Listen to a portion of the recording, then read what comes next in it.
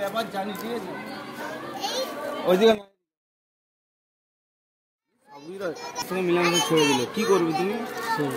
কি করবি এখন? মেয়ে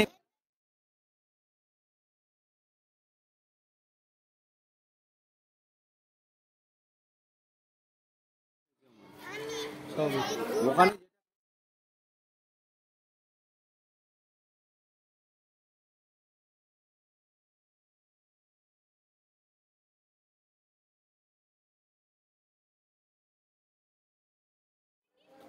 একখানে দুখানে যদি আবার এখানে পথে ফিরে এখানে গাড়ির লাইনে করবো।